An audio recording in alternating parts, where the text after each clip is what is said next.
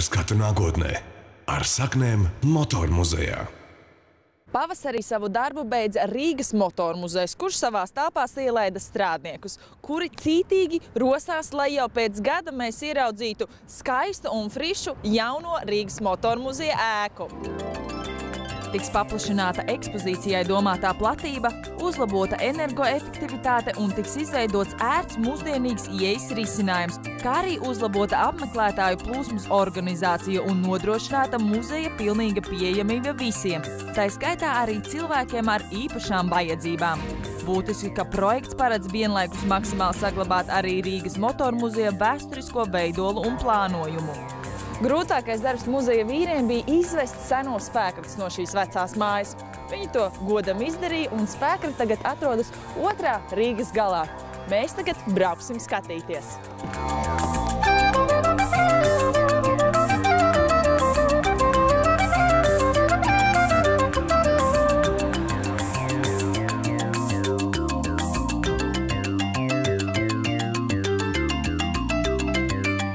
Šeit Rāmavā, šajā ēkā, kur ir arī citi uzņēmumi, ir pagaidu Rīgas motormuzeja mājvieta.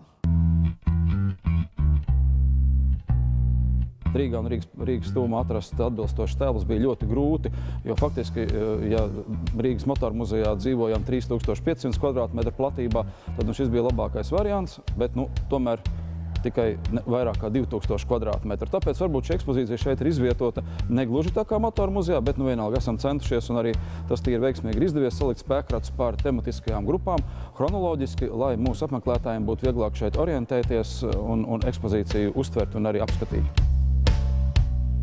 Šeit ekspozīcija, protams, ir bišķi citādāk izvietot nekā vecajā muzejā, nekā vietas ir mazāk. Tomēr šeit mēs izvietojām sacīkšu tehniku, tur atrodas motociklu sacīkšu, šeit ir tās rekorda automobīļi, arī Pionieri 60. gada ātrākais automobīls Padomju Savienībā, ātrākais dīzeļa automobīls Volkswagen un arī gadsimta sākuma 24. gada franču sacīkšu automobīls ir Jāmilkāri. Tālāk mums šeit izvietot ir 20. gadu vācu autobūvis, automašīnas, tur atrodas gadsimta sākuma automašīnas, un šeit arī 23. gadu, bet vairāk amerikāņu. Un, kā jūs redzat, šeit ir uzsākta ekskursija, tāpēc centīsimies būs klusi un netraucēsim. Šeit ir būtībā viss padomu tehnika, sākot no Kremļa kolekcijas, Kremļa automašīnām, un beidzot arī, kas ir nozīmīgi, ka šajā jaunajā vietā mēs izlikām daudz ko no fondiem arī, kas ir tieši, Moskviči ļoti daudz sanāca, kas agrāk fondos stāvēja, ko vecajā ekspozīcijā nevarēja paskatīties. Starp citu, tikai dažas dienas atpakaļ muzejam izdevās beidzot iegādāties Volkswagen vabolīta automašīnu, kas arī ļoti nozīmīgi ir. Jo muzejs sen jau atpakaļ centās iegūt šo automašīnu, bet kaut kā līdz tam nav izdevies. Tomēr ar jauno ekspozīciju, arī jaunajā atrestaurētajā muzejā arī vēl tiks iegādāts, cerams, dažas jaunas automašīnas. Un šis būs arī viens no jaunajiem ekspozīcijas paraugiem. Līdz šim motormuzeja pagaidu mājvietā ekspozīcijas varēja aplūkot ekskursantu grupas, kas iepriekš savu vizīti pieteica. Tagad nolemts Rāmavā izvietotos eksponātus aplūkot varēs ik viens, iepriekš nepiesakoties. Vasaras mēneši parādīja to, ka mēs ar to veiksmīgi tiekam galā, tiek apkalpotas gan turistu grupas, gan arī neatteicām nevienam individuālajiem apmeklētājiem, kur gan vasaras mēnešos vairāk bija nevis vietēji iedzīvotāji, bet ārvalstu turisti. Un sapratām, ka noteikti šāda iespēja ir jārada arī vietējiem interesantiem, tāpēc arī aicinām tagad apmeklēt visus, ne tikai turistus ar organizētām turistu grupām. Plānots, ka šajās telpās muzejs atradīsies līdz nākamā gada rudenim, un visi interesanti eksponātus var aplūkot darba dienās no 10 līdz 5 vakarā. Starp citu, apskatot šajā angārā izvietotos spēkratus, pārņem sajūta, ka tie ir jauni un neredzēti. Taču nē, tie paši vecie. Cita vide un gaisma rada brīnišķīgu ilūziju un sajūtu, ka te ir iepriekš daudz kas neredzēts.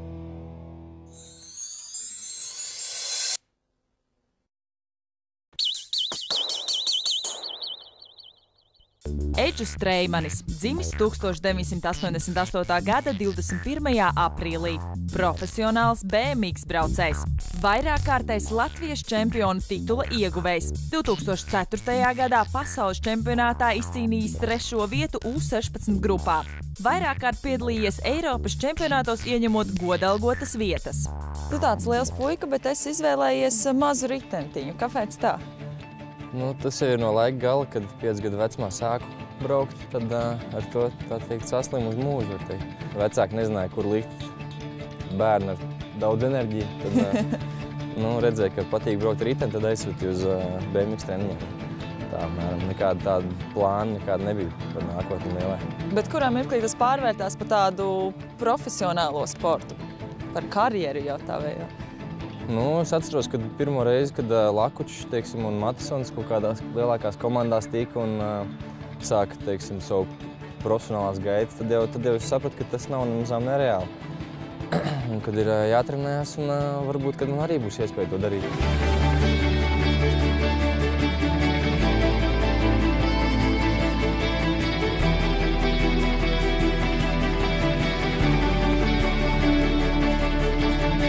Kāds ir tas tavs lielais mērķis? Ko tu dzīvē gribi panākt? Ko tu gribi sasniegt?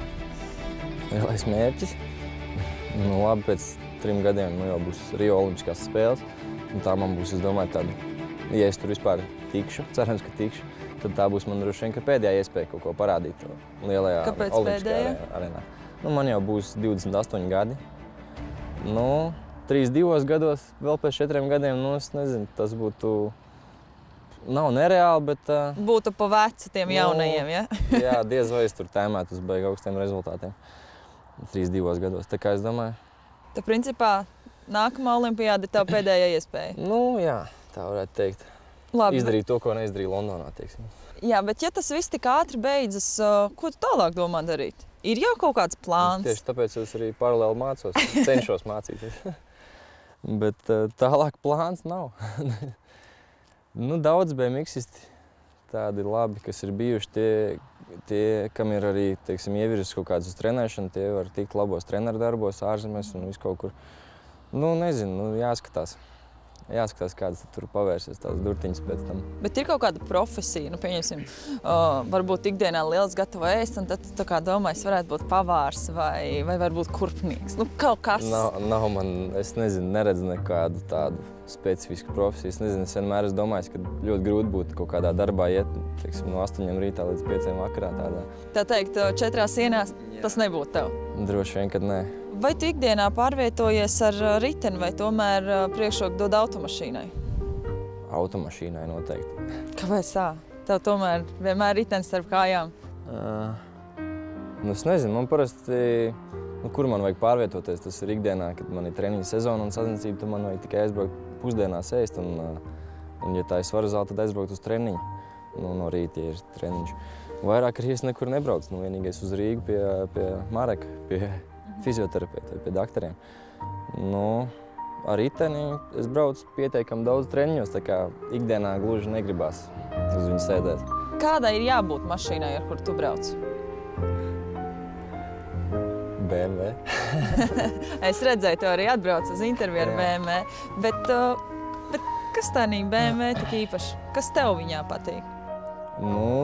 Tāda dinamiska, viņa tāda mazliet sportiska. Varbūt gribētos nedaudz jaudīgāk vēl, bet agrāk es domāju, ka mašīna tiešām tikai lai pārvietotos un kad teiksim, tāds izskats man nav svarīgs tajā mašīnai, bet kad es iegādājos šito mašīnu, tad es sapratu, ka tomēr ir baigi forši, ja tev viņa ļoti patīk arī vizuāli un ir prieks uzreiz braukt, sēdēt viņā iekšā. Ir tas stereotips, ka tie, kas brauc ar BMW, ir tādi. Ko tu vari teikt šajā sakarā? Nezinu, laikam jau vairāk esmu mazliet agresīvs braucējs nekā tāds mierīgais braucējs, bet tas man liekas, ka nav uz BMW tā kā attiecināts, tas ir ar jebkuras markas mašīnu var braukt agresīvi. Es, piemēram, esmu pamanījis, ka tie, kas brauc ar Opeļiem, brauc ļoti agresīvi. Lūdzu. Bet trasē esi mēģinājis? Trasē? Nē. Trasē tikai riteni? Trasē riteni. Nu, agrāk mums bija žigulīts draugam nopirks, un tad mēs braucām pa ziemu, pa ledus trasi. Tad kaut kādas iemaņas tev ir? Nu, ļoti minimāls. Pa trasi tiešām nav nekādas iemaņas. Bet gribētos. Nu, protams. Tagad tev būs tā iespēja. Vienīgais mums nav BMW, mums ir Kia. Bet šī gada modelis ProSeed GT versija. Nu, 204 zirgu spēki. varētu izmēģināt, jā. Pirms tu sāc braukt, es tev pastāstīšu vienu lietu, ko tu visdrīzāk nezini, ka tavs treneris Ivo Lakočs, ja?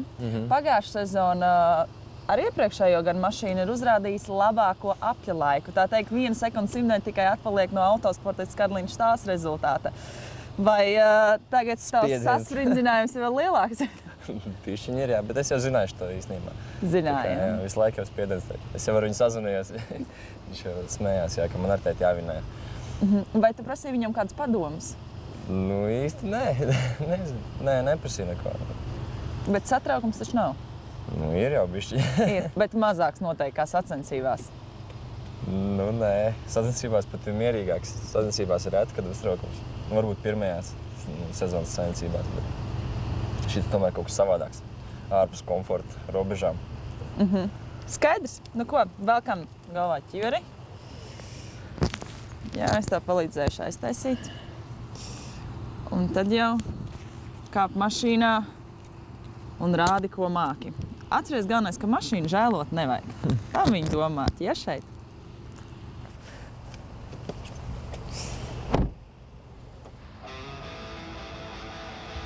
Aiziet! Starts! Trasē Eģis Streimanis. Vai ar mašīnu viņš būs tikpat ātrs kā ar riteni starp kājām? To mēs drīz, pavisam drīz redzēsim. Uisīt, lūpas tā nevajag sakost, ātrāk jau tāpēc nepabrauksi. Skatos, ka Eģis ir ņēmis vērā instruktoru stāstīto. Pirms tam rokas turēja uz stūres, kā nu pagadās, taču tagad ļoti labi, malacis.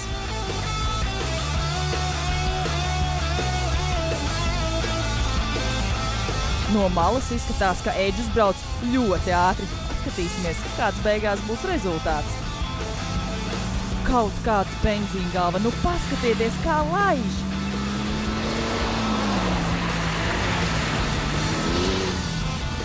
Pēdējie līkumi, Eģis tuvojas finišam, saspringums jūtams.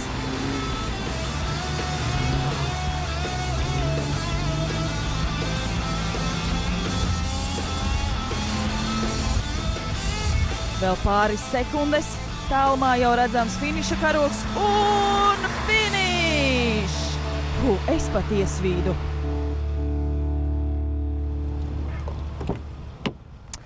Nu, izskatās, ka esi iesvīdis normāli. Jā, karsti gāja. Karsti gāja. Kādas tās pirmās emocijas un sajūtas? Nu, dažas vietas nesnāca, kā gribējās, bet nu, būs jau labi. Būs jau labi. Nu, kā pārā? Var neslēpēt nost mašīnu, jā. Kā pārā? Var vilkt nostam? Jā, var izģērbties. Esi gatavs redzēt rezultātu? Jā. Tavs laiks tātad 1 minūte, 16 sekundes un 24 desmitaļas. Tas ir ātrāk nekā Ivo Lakočam, bet es atgādinu, ka tu brauc ar jaudīgāku mašīnu, jā. Tā kā tagad jāskatās kā 1:18:01. Tā kā šis ir tavs laiks. Tu esi pirmais, kurš atklāja mūsu šīs sezonas sezonu. Ar to arī apsveicu. Un tad jau redzēsim, kā tiem pārējiem veiksies. Un vēl no mums tātad drošas braukšanas poligonā 333 trasē dāvana karte pie Haralda Šlēgelmilha. Paldies. Un no Biķernieku trases arī ir dāvana karte. Proti tu ziemā uz Biķernieku ziemas trasi varēsi nākt un veselu stundu vizināties ar savu mašīnu. Nu, vai ar kādu draugu mašīnu, to tu pats pēc tam izdomāsi. Un arī uz Rīgas motoru muzeja šī brīža atrašanās vietu un uz Rīgas motoru muzeja Balsas filiāli droši varēsi doties. Tev tur gaidīs ar tēju un cepumiem. Ja? Paldies, paldies. Nu, ko, esi laipni aicināts ātri un ciltīgi. Paldies tev!